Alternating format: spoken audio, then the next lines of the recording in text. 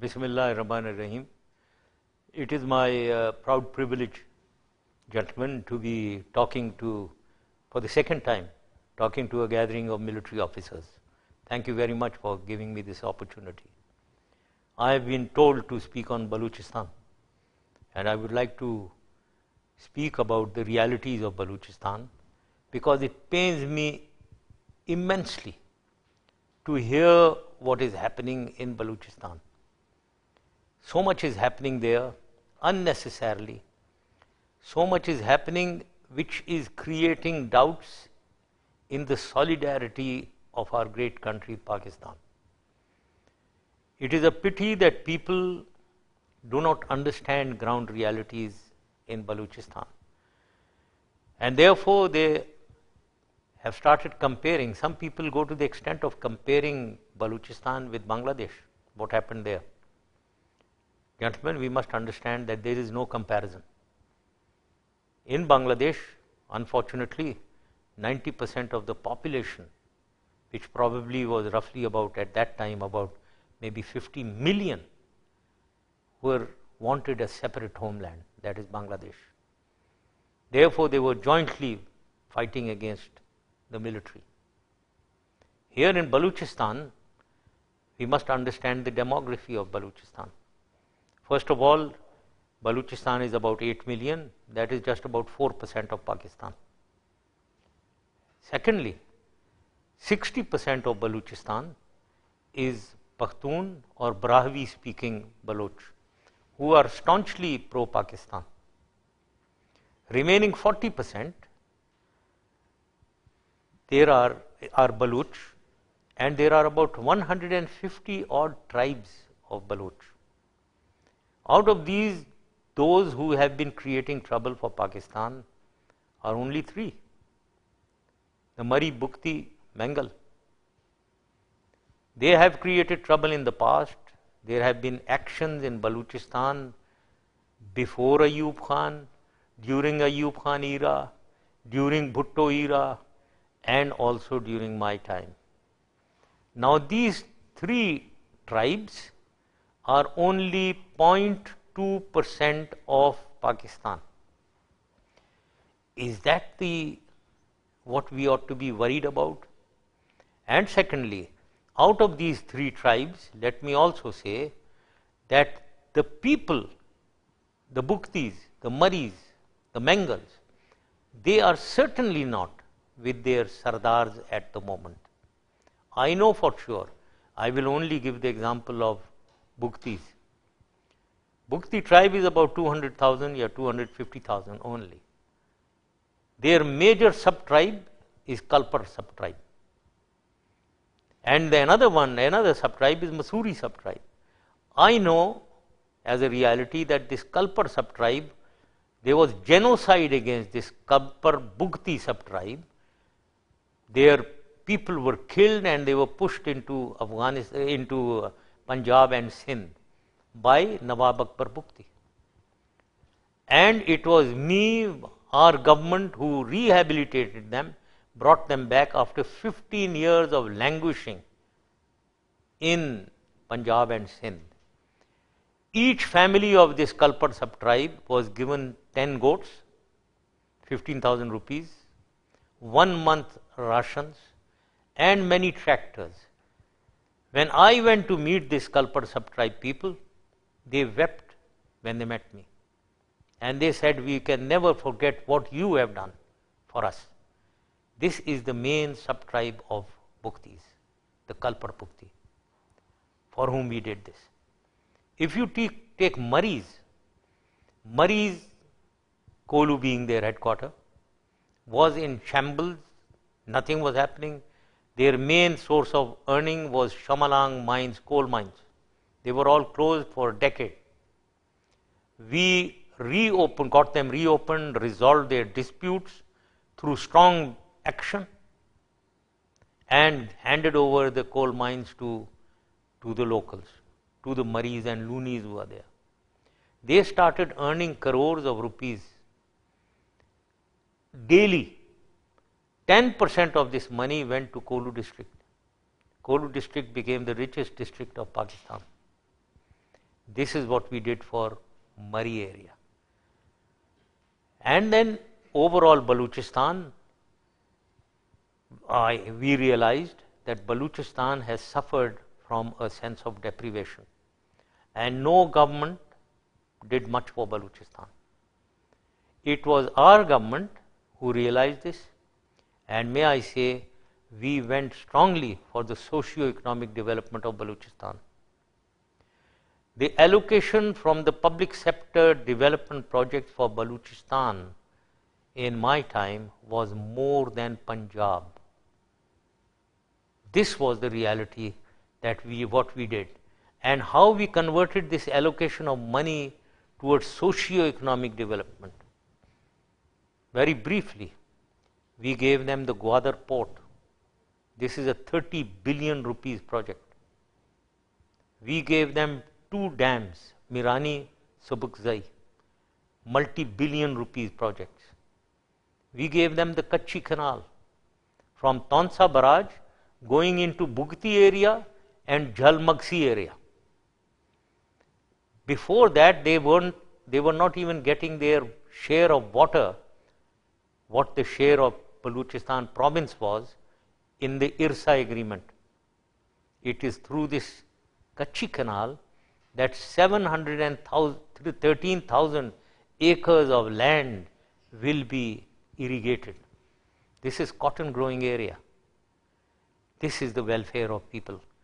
On the communication infrastructure, we made the coastal highway, again a 30 billion project. We connected Balochistan with frontier through a road from Quetta to Zob to DI Khan. We connected Balochistan to Punjab through the road Quetta, Loralai, DG Khan. And also we started the road from Gwadar to Rattudero, 950 kilometers road.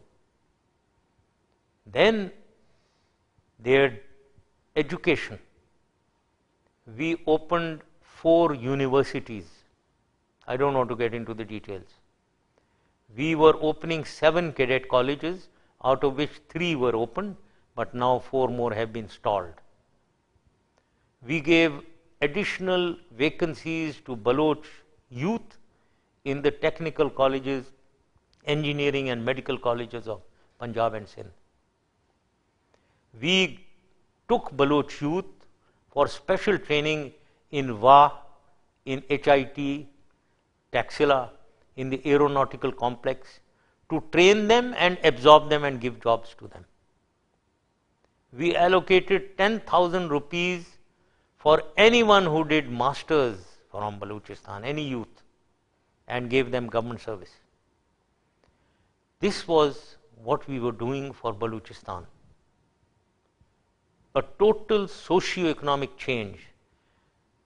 Their demand that their own resources like gas were not given to Balochistan.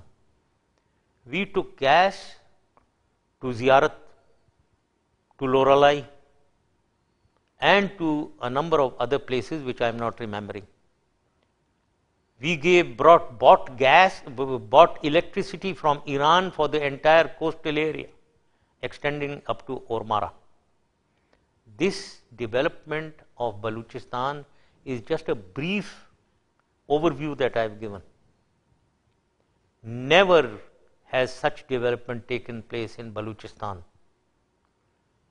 We can compare 8 years of mine, of our government, with the 55 years remaining, and I am very positive that these 8 years development in Balochistan saw much more than 55 years on the others. So we have cared for the people of Balochistan. And I believe that those who today are demanding a separate homeland are those who have always been creating trouble.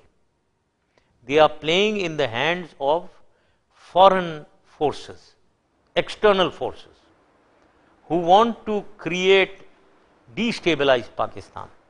And they are using these characters who are abroad. And unfortunately, they have links with people here. people like Talal Bukti, Shahjahan Bukti, and unfortunately some of our political leaders are playing a political game harming Pakistan by encouraging these people. The total, my calculated response of the total people who are creating trouble for Pakistan, they are these militant terrorists who are calling themselves BLA, Baluchistan Liberation Army. This has been done through external conspiracy since the 60s. This has been going on because Afghanistan has been used as a playing ground by foreign elements. This is continuing even now. There are Ferrari camps, and these Ferrari camps have militant terrorists who attack civilian targets, the gas pipelines, the electricity pylons, railway lines. They kill settlers there.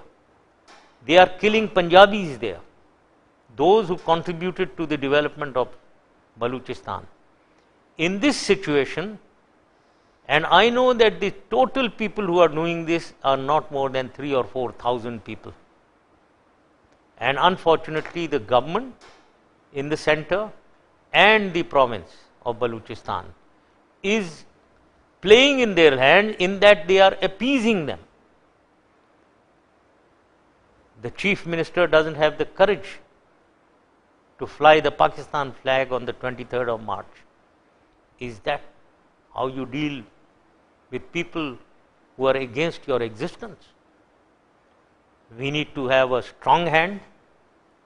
The future lies in a stick and carrot policy. We must deal strongly against any militancy, against any attempts to break Pakistan, to demand independence, because that is not the demand of the people. It is the demand of a few sardars who call themselves sardars, but they have no following in their own tribes. So we have to act strongly against them, and also we must divert maximum funds for the socio-economic development of Baluchistan, because that is their right. It is their right to demand development for themselves, for the people and for the province, and we must give it to them. So it's a stick and carrot policy. Carrot for the people of Baluchistan, the Baloch, the Pakhtun, all of them, and stick for anyone who dares to challenge Pakistan. That is the future that we should head for. That is what we expect from the government at the center and at the province. This is what I needed to talk to you. I think maybe I have taken a longer time, but you all are soldiers. Maybe many of you have served in Baluchistan. Like me, I have served in Bukti, Dera Bukti, I have served in Kolu. I know the realities. You must be knowing realities. It is unfortunate that these realities are not being projected in the right manner. I will close by saying that the media has a role to play. The media must convey to the people of Pakistan the realities of Baluchistan, and do not demoralize Pakistan by saying and projecting as if we are in such trouble that God forbid Baluchistan can separate from Pakistan.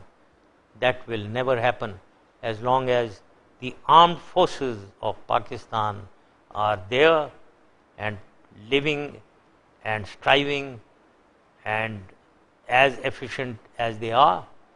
Never can any harm come to Pakistan. Thank you very much, gentlemen.